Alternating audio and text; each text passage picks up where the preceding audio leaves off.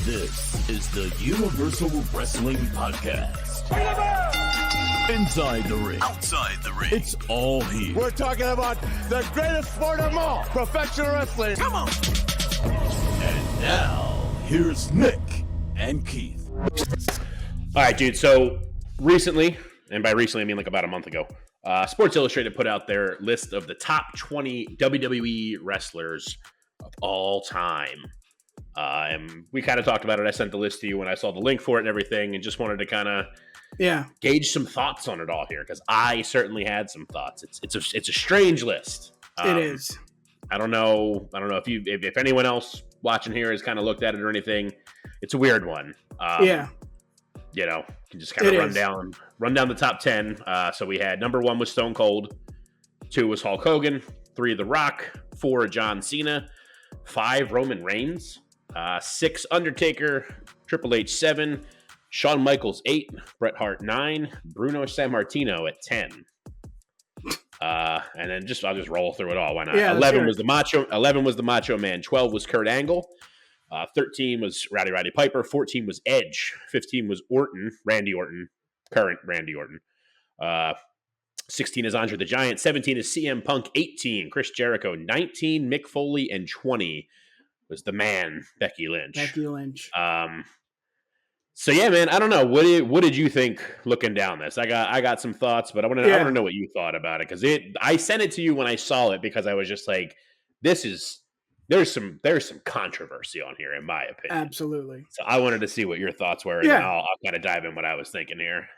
Well, I think there's 2 words that come to mind: greatest and weird, and they don't go together. And this is what that list is. I mean, the 20 wrestlers on this list, yes, they should be in the conversation. You know, conversation of the greatest 50, the greatest 100, maybe even 150.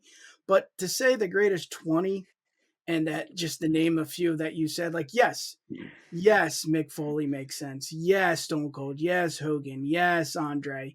I think for me, it's just the order. And I mean, yes, in my opinion, Stone Cold's number 1. But then it just goes into just like the Becky Lynches. It's like, what? Why? Roman Reigns still hasn't finished his reign, you know? I mean, Bruno, yes, makes sense if you're going to go back and see look at the entire history of the WWE. But I mean, you got Edge, you got, as much as I love Piper, and I say Piper is probably the greatest heel, I don't know if he's on the list on the 20 greatest of all time. I think again, he's in the conversation of that. But I mean, Michaels makes sense, Hart makes sense, Foley makes sense, Taker makes sense, Stone Cold. So there's a lot of, yes, that makes sense, but it's like, it's a head scratcher, just because maybe for me it's the order, and maybe the last few, it's like, what does that Becky, like, yes, I love Becky, and I think what she's been able to do for just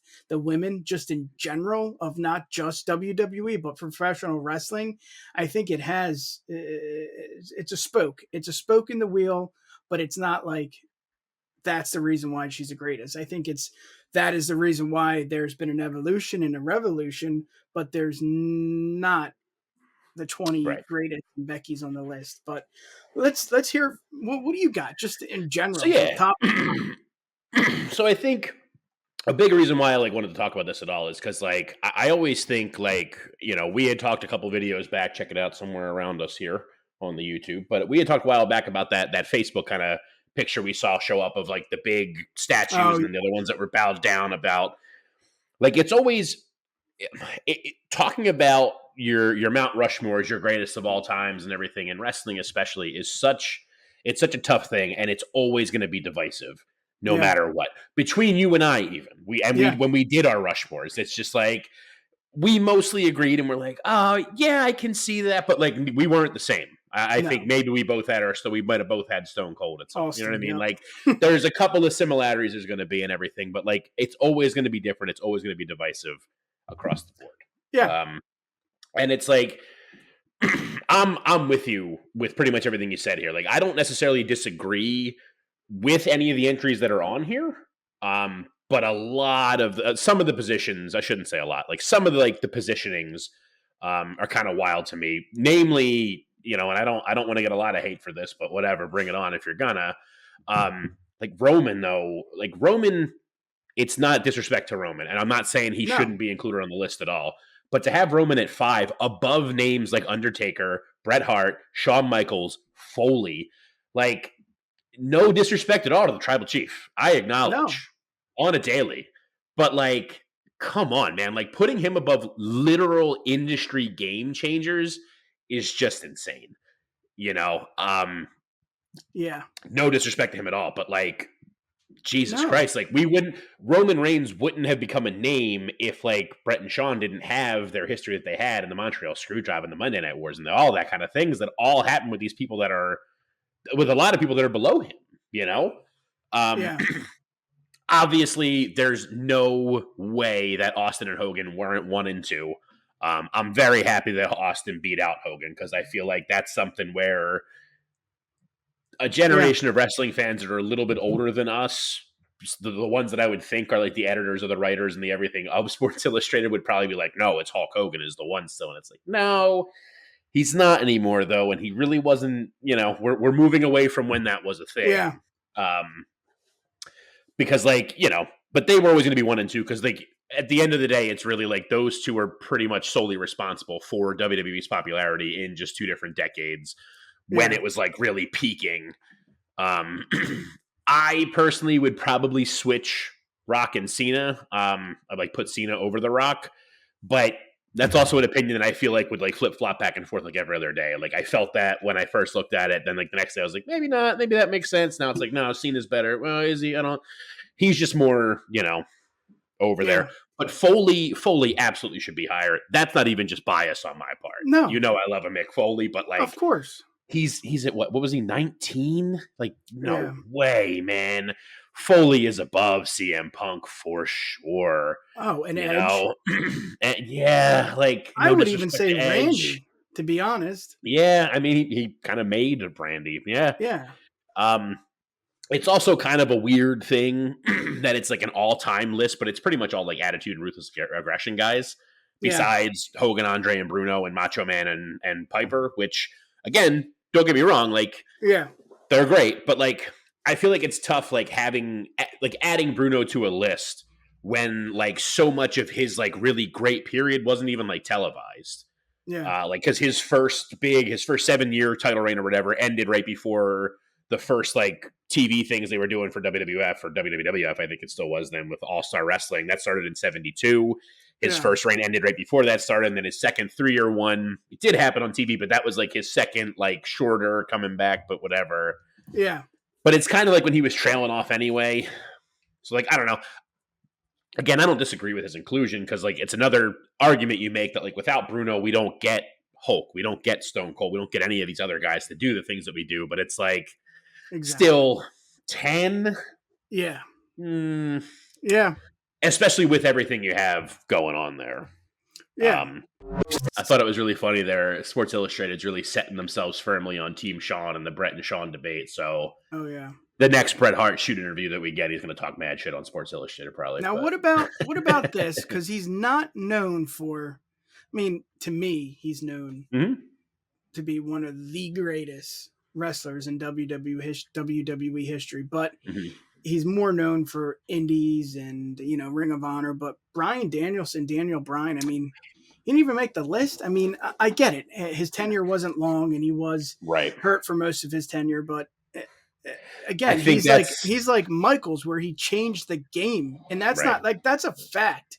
And he changed the game for the WWE. Yes, he changed it for the industry as well. But for the WWE, the people that walk the path now, I'm not going to name names, but the people that we see now, it's because of Bryan Danielson. And I'm, if that's the hill I'm going to die on, but that's a little like odd, like not even the 20th, I think that's more though. Of all time, right? I think there's an interesting thing that goes on there. Cause I do think, I think there's a part of this that like they wanted to make sure they had one woman on here, which, to be fair, if there was only going to be one woman on this list, it's tough to make an argument really for others to be added over the other dudes mentioned too. So like, Yeah. But I feel like they needed to make sure they wanted to be inclusive, whatever. So they had to have one woman on this list. And I do think Becky was the right call. If you're going to put one woman on there, she was the right call. I'm sure there's plenty out there, maybe even on this, video here with me that would try to argue for Charlotte being the one that should have gone over Becky. But to me, no way, man. Charlotte's good. But there's been way more times in our experience with Charlotte where she's been forced over on us, whereas Becky has always just naturally been able to do whatever she wanted it to do, run with it, and be able to get herself over. A deuterette, if you will. Now, so Keith, go ahead. My bad. No, so I do think maybe if they weren't trying to have Becky added on there, I could see the argument for Daniel Bryanson, the American Dragon. I could see absolutely being on there. I think the argument there, though, that they would probably make is that everything that you had said, I'm not saying that you're wrong in that in any way, but it's almost like a lot of that is because CM Punk did his things first. They would make the argument, I don't agree with it, but they would make the argument that it's just CM Punk was that guy who did that first to make it so that Daniel Bryan was so over for it and everything, which there's maybe some credibility to, but it's a good argument. And I think the reason why I think similarities, as in Bryan Danielson not making the list, may be Ric Flair is not on the list for that reason. Most of his work was not with the WWE. I mean, he had the tear in the eye and the, WrestleMania with HBK and he had a good run with the WWE, but it's the greatest with the WWE, but any list, even if it's, AEW, WWE, NWA, Ric Flair has touched some portion of AEW. Maybe it's just the energy drink, but still, I don't know. I don't know what you do there. I don't know if I don't know. It's tough because it is the WWE, so I get it, but it's come on, man. Just the Rumble match alone, he should be number 20. See, that was my thing, though, is that I was actually really Flair and Warrior not being on here genuinely made me really happy. Yeah. Because you just said, and I've said it before too, Flair is he's a goat. He is one of the goats, but he was just so much bigger and better in NWA, WCW, traveling champion kind of times. Not saying he wasn't televised, but he was the NWA World Champion who went around the world and fought Bobo Brazil down and had to do a DQ finish so he didn't get killed in Puerto Rico and whatnot. All that kind of stuff. He was just so much of all of that bigger, better in those early days than he was in WWE.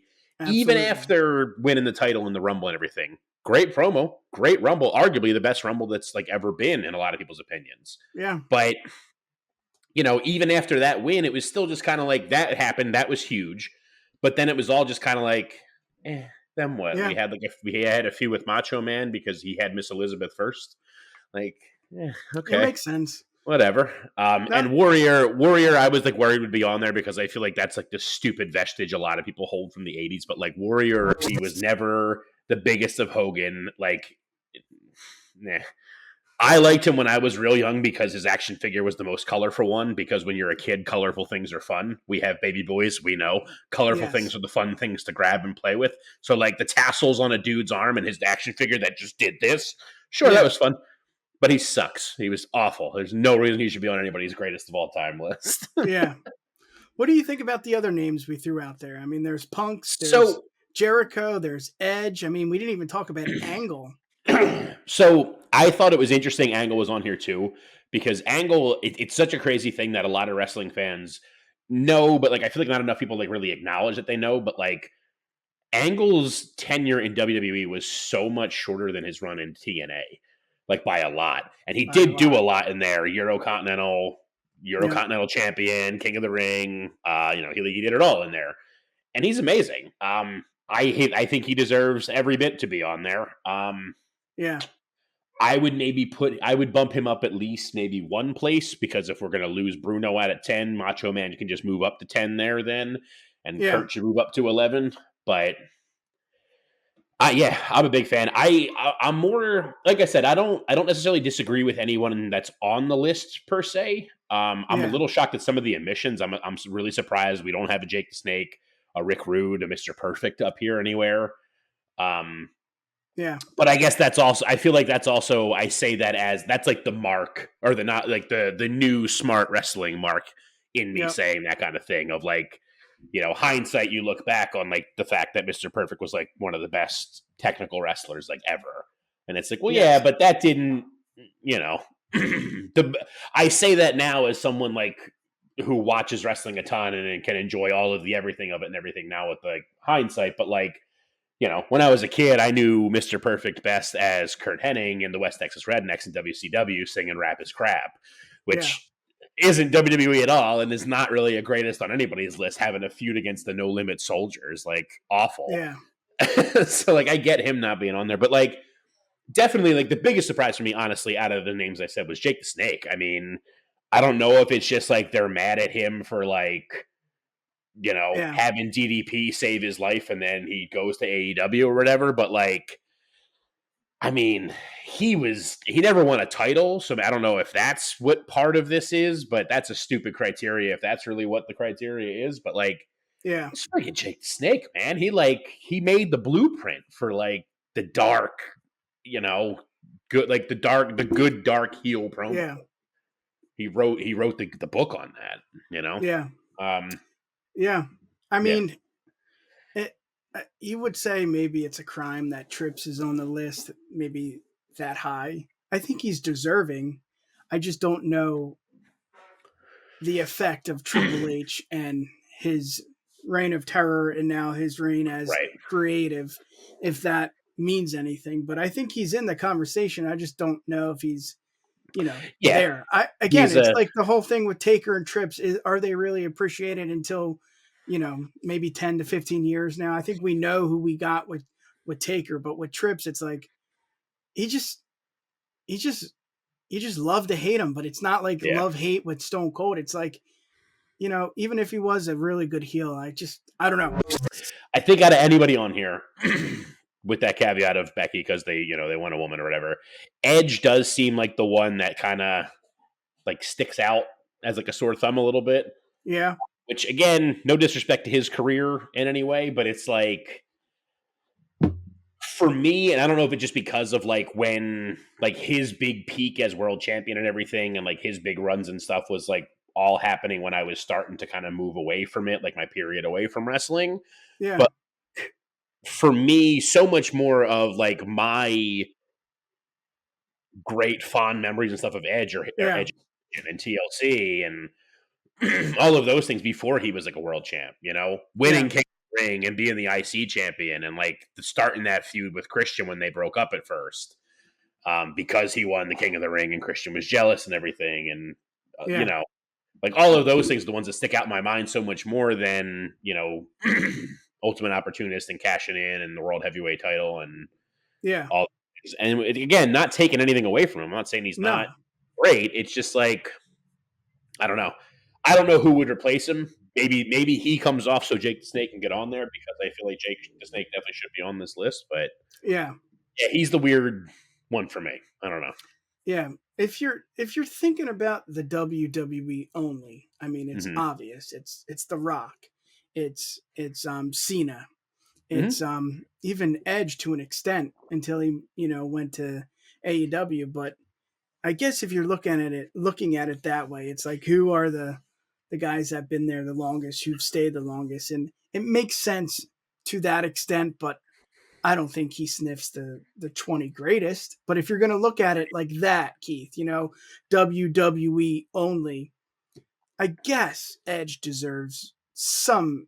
He's earned it with the tag teams and what he did during the years that you didn't watch. And also, it wasn't just you; it was just they were bad years, right? They were like 2016, 15. It was just like blah. It was just like People Power and Eddie and Teddy and Vicky, and it's just like, oh my goodness, and JBL. But it's an interesting list. It's something to talk about, but it's just like, you get it, but it's like kind of like a head scratcher. I mean, Stone Cold, yes, number one. Hogan, yes, okay, we get that, but I don't know. The order is just odd. What about anyone before we get out of here? Anyone that didn't make the list that you think maybe? I mean, it's so hard because it's only WWE, and right. I don't know. It's so.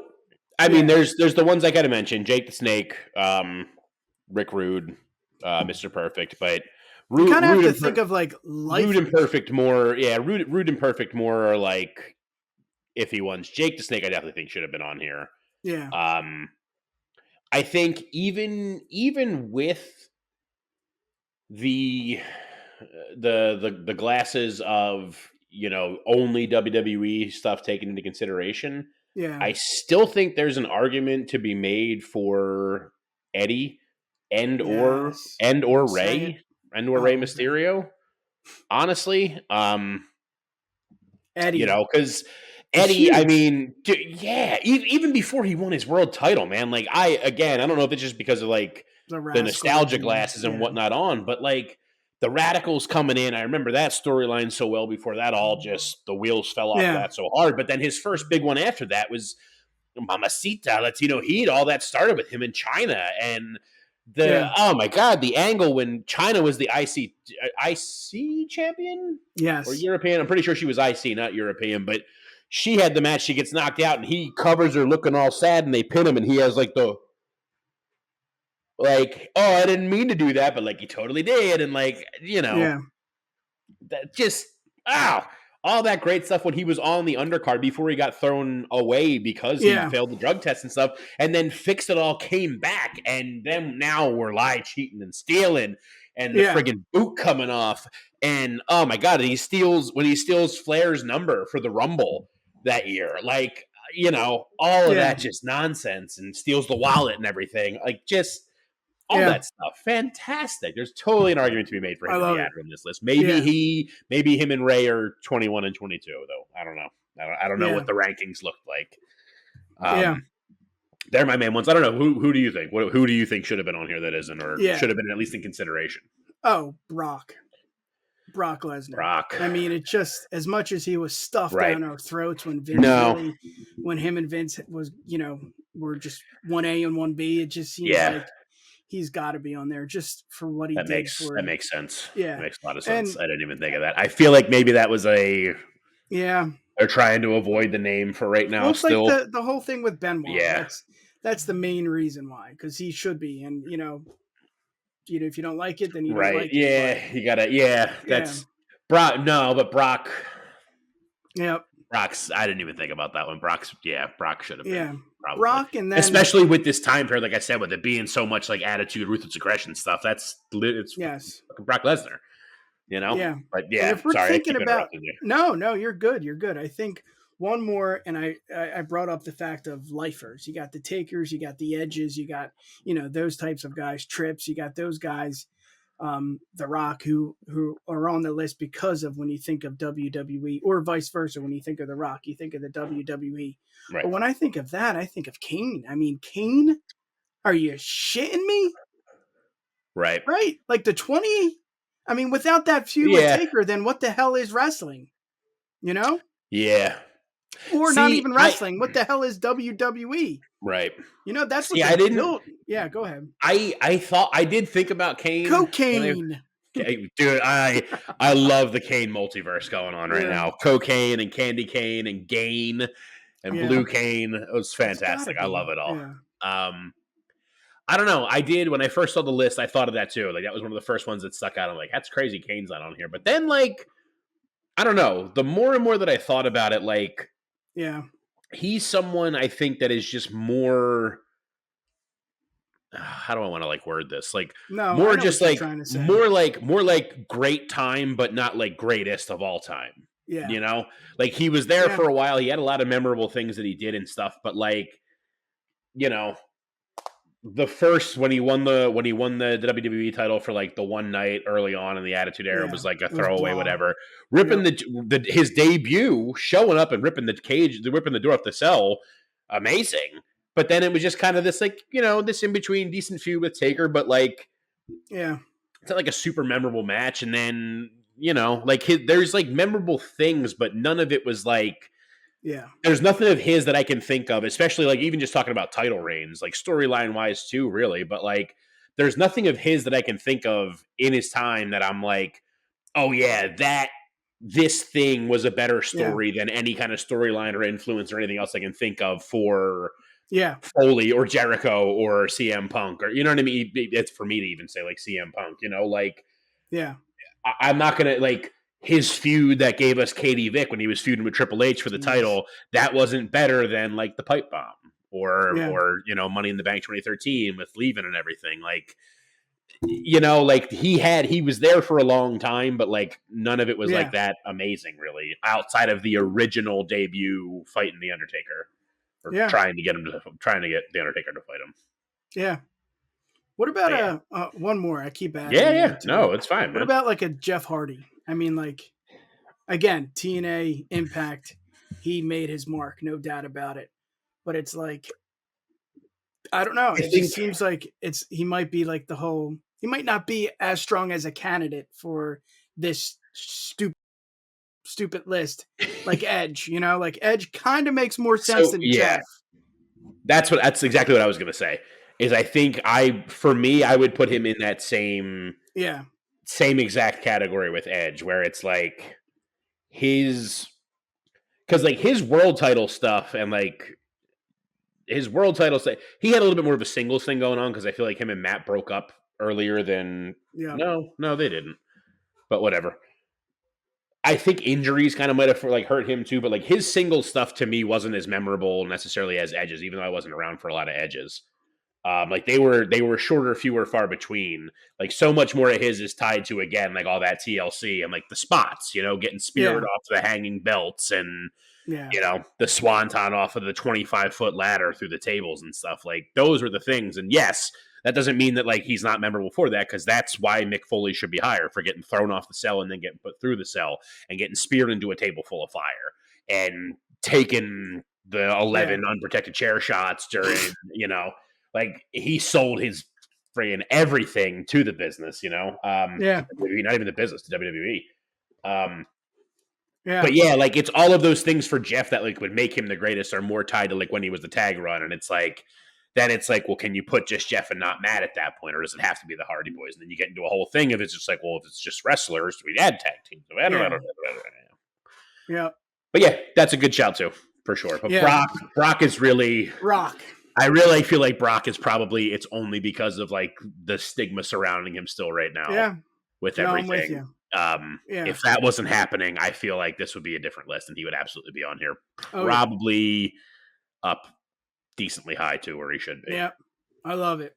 Keith, man. Let's get out of here. Give the people what they want. You already know I am on X and TikTok at Keith of the Ring. I'm on Instagram at _Keith of the Ring. And I'm also, because apparently everybody's moving to Blue Sky, or they supposedly are. So I opened to them. I don't know if I'm going to ever be on there, but I'm on Blue Sky at Keith of the Ring too. Yeah. I think it's keithofthering.bluesky. whatever. Just put in Keith of the Ring. I got the username, so I'll pop up. Yes. You'll see the same old picture. Blue skies ahead. Yes, you can find us right here on YouTube and our fancy website, uwpod.com, and we're on all social media platforms. Go to UWPod and you can see all the links to our platforms, as well as bios, videos back in the day. We've done a lot of interviews. Go check it out. Nick Aldis, Adam Cole, Bay, Malachi Black. Go back. The host, baby. Mike Chioda. Great story about that. We'll get to that next time. Thank you for tuning in. We'll see you next time right here on the UW Pod. Peace.